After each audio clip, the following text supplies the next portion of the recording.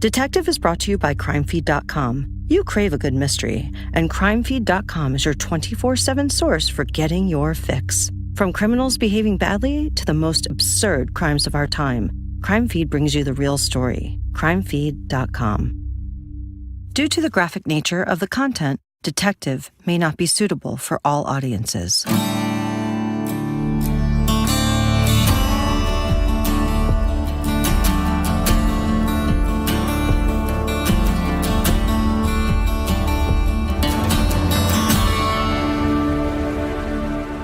But can you get away with murder? Sure. Yes, you can. I had 31 cases that were unsolved out of all my cases, 31. 17 of them, I know who did it. I can't prove it. 14 of them, I don't have a clue. Someone on this planet. If you've been listening to Detective, you know we've talked about the 3 motives for murder. But what happens when a case can't be solved? I'm Garnsey Sloan for Investigation Discovery, and this is Detective. True stories from behind the yellow tape, the ones you don't hear on TV. On this episode, Lieutenant Kenda talks about the cold case. How does a case go cold, and what can be done about it? A cold case is the worst circumstance for everyone. I say worst because no one wants a case to ever be cold. The family of the victim doesn't want it. The police don't want it. Prosecution doesn't want it. Nobody wants it. Everybody wants things to be resolved. We like clean stories as a people. We have a story, we have a beginning, a middle, and a satisfying end. In a cold case, it's the beginning and the middle, and more of the middle, and more of the middle, and the end never comes. How does it happen? Lots of ways. One way is sometimes the perpetrator is just lucky. Not smart, not genius. He fails to leave much behind. There is little or no trace evidence that can lead to his identification. Nobody sees him. Nobody hears him. Nothing happens. This person commits this crime. There are a number of people who could be the person, but what is it that resolves it? What is it that says it's you and not somebody else? That's one way. Another way is you have a victim who has many enemies. You don't have a suspect, you have many suspects. In reality, you have too many suspects.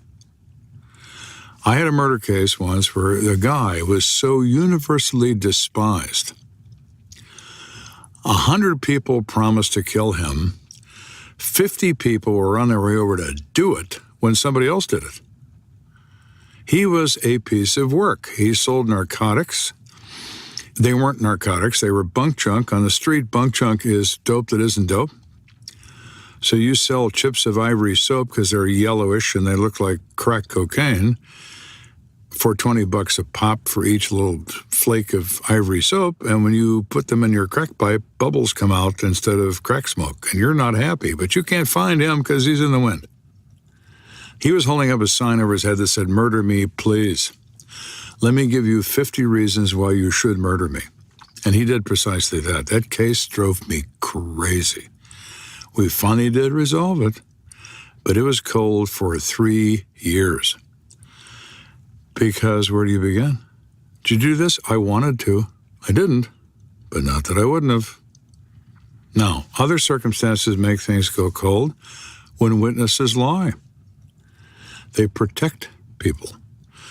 They provide an alibi to the accused.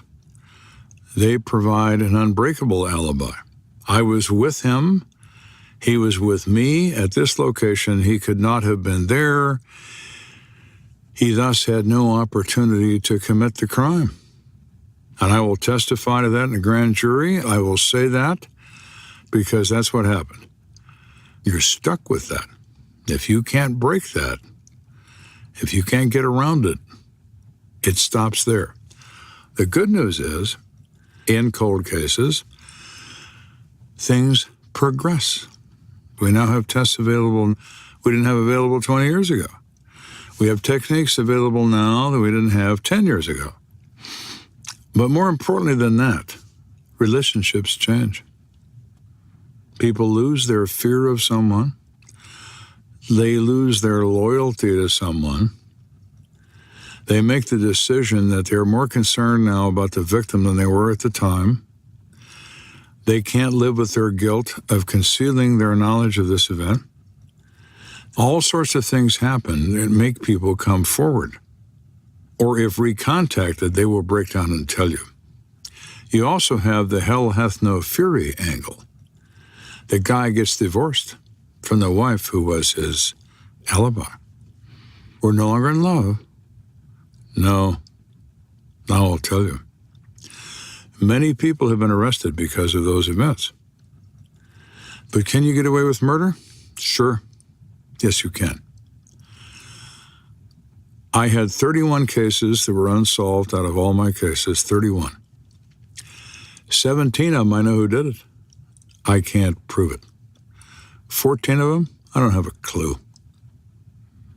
Someone on this planet. Those grind at me. They grind at me. You never forget. You never stop thinking about them. I worked cases for years. I had a guy once who I accused of murder.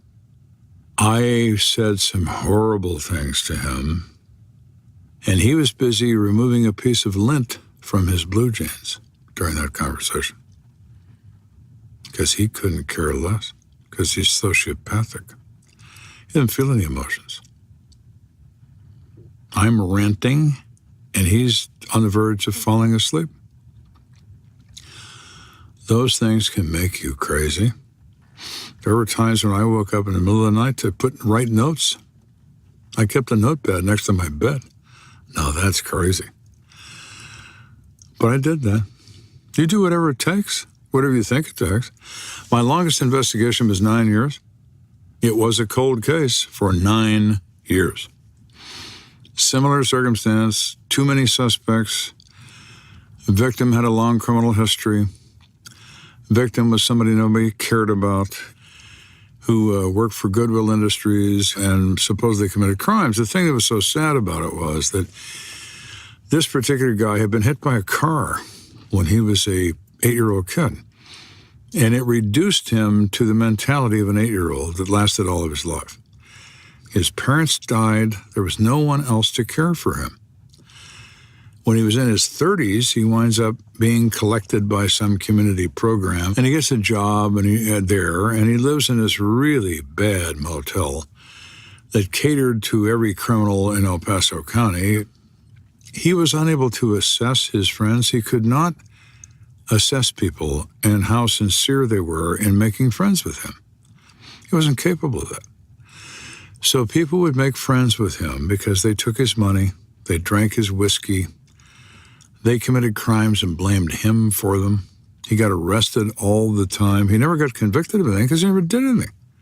But he had this huge criminal record. He is truly a poor soul that nobody cared about, nobody, except me. I cared about him. Somebody stabbed him 31 times and stole a $40 radio. A $40 radio you can buy anywhere for little or no money.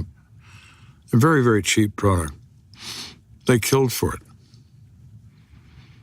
We worked and worked and worked. I had 52 suspects in that case. I had a new detective come into me and come in the unit, and I said, I want you to work this lead on this case, this old case. Well, that's that guy from the west side, from the motel, isn't it? Yes, it is. Well, who cares about him? The other guys in the unit just turned their head away because they knew what was coming. I turned white. I said, don't you ever, ever say that to me. You say that to me ever again, and you're going to be writing tickets at the airport from midnight to 8 with Tuesdays and Thursdays off. Is that clear? Yes, sir. Now go work that lead. 9 years later, I arrest 2 people. I convict him of first-degree murder. He got his day in court. Took a long time. Other people out there aren't ever going to have their day in court. I did everything humanly possible to resolve that and was unable to. They haunt me, those. Do you think, what did I not do? What mistake did I make? What did I not pay attention to? You torture yourself with it. I do. I still do. Here, Lieutenant Kenda describes how this case was finally solved with DNA. There was this new thing designed for a medicinal purpose by a British doctor called DNA analysis, deoxyribonucleic acid. He figured out a way to identify body fluids by their DNA code. He got the Nobel Prize for being so brilliant. The British police figured they might be able to use that. In 1987, they started using it as a way to divine a suspect, as it were, that if you stuck the needle in the right guy and analyzed his DNA versus a body fluid left at a crime scene, bingo. Can't be anybody else, it's only him. All you had to prove was he didn't have an identical twin. That testing did not exist at the time. This particular crime, multiple stab, done with a pocket knife. There's no hilt on a pocket knife. There's nothing to stop your hand. As you continually stab someone forcefully, the blood gets slimy and all over the blade and all over the handle. And your hand slips down the knife, and you get cut. And that blood is from the bad guy, not from the victim. The victim is attacked in a sitting position at the base of a bed. He's drunk at the time. All the savagery takes place in that position. He never moves. He is stabbed to death where he is sitting. But there's drop bleeding in various places in this apartment. Now, drop bleeding is gravity bleeding from an incised wound. Perfectly circular drops of blood starbursted around the edges where blood is dropping off of a wound. Generally the hands and the extremities, so the clothing doesn't trap it. So you look at those dots on the floor and you say, hey, our man's hurt, because that's his, and not the victim's. But at that time, blood analysis could only get you in an area of, say, 800,000, maybe 1 million people. However, DNA comes along. I submit those samples. That was the first case in the history of the state of Colorado that used DNA to convict somebody. The wizardry of science. The defense didn't know what to do. It's his blood. It's him. Period. I asked Lieutenant Kenda if it's more frustrating to have a cold case or to have a murderer that got away with it. The two that got off are more frustrating than the 14 that went cold. Because I had them, and the jury disagreed with me. I couldn't believe that. Still can't. That was worse because I never got close in the 14. I never got close. Those two, I knew which one. I knew all the details. I had all the evidence in the world. The jury in one case felt sympathy, another case, a pang of religion. He took the stand in the face of a ton of physical evidence and said, as God is my witness, I didn't do it. And they believed him. In the other case, sympathy for the victim. He claimed self-defense. I said second-degree murder. I was right. Lieutenant Kenda describes high-profile cold cases that have made the national news. There are lots of cases out there that are widely known and never been resolved. One common reason is gross deficiency in the investigation. Mistakes were made that you cannot recover from legally, okay? In other cases, they happen because that there's no witnesses, there's no physical evidence of value, there are no anybody that knows anything, an alibi's been established, and on and on. So in those cases, unless those circumstances change, loyalties change, new techniques are developed to examine what evidence does exist, that case is likely to never be resolved. In the case of gross deficiencies made in the initial course of the investigation, those cases cannot be solved. They cannot. They've been legally destroyed. That happened in a number of famous cases, JonBenet Ramsey being one, gross deficiencies in the initial phase of the investigation that preclude a successful prosecution of anybody in that case. That's why nobody's ever been arrested, because it's never going to go anywhere, period, the end. It'll never get past the preliminary hearing. You couldn't get it past the preliminary hearing without a confession. Mistakes are made. It's a simple thing. I always thought it was. Picture a murder case as a spinning top on a table. It's made to spin.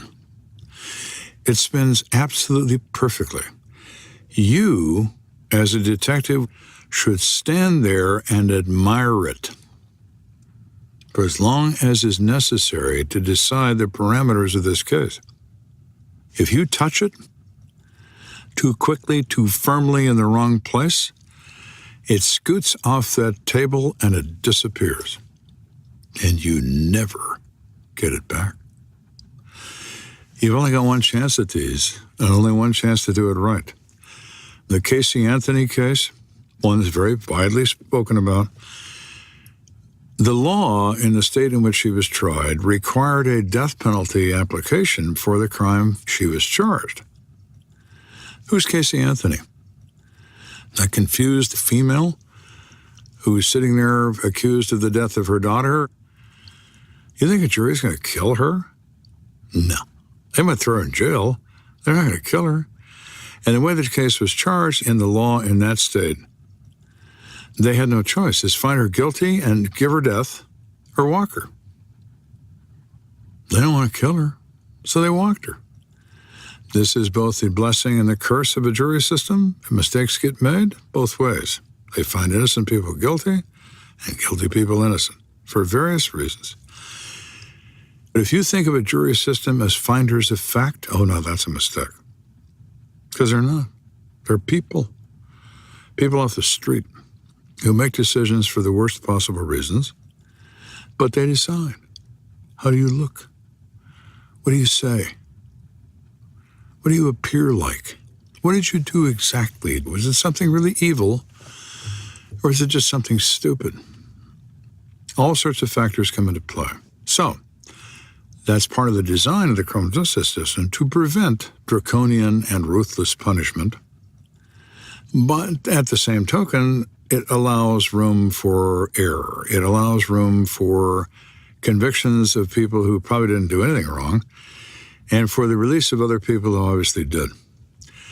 But this is our system, and overall, I'd rather not have any other system. There is nothing perfect in this world. It would be a nice thing if there were, but there isn't. As imperfect as it is, it's better than anything else. And our system, for all its weaknesses and all its mistakes and all its successes, is still probably better than anything else I've seen. So, we will accept it for what it is, imperfections and all. Detective is produced by Investigation Discovery, with special thanks to Kevin Bennett, Amy Angelowitz, and Emily Kaiser. Many thanks to the best audio engineer in the business, the mighty Joe Powers. Original music was composed by the talented Chris Kennedy. Cover art was designed by Anand Galat. Sign up now at iTunes to get Detective on your feed. And join me, Garnsey Sloan, every week for a new episode. Next time on Detective. When I would get people ask me, what can I do to get into homicide? My first question, before they ever applied, why do you want to do that? Why do you want to do that? The answer would pique my interest or make it fade away. So if you show up to my office for your interview, and I'm very honest with you, and I say, you're on call, it means you have to respond 24 hours a day, 7 days a week, no matter what's going on, you go.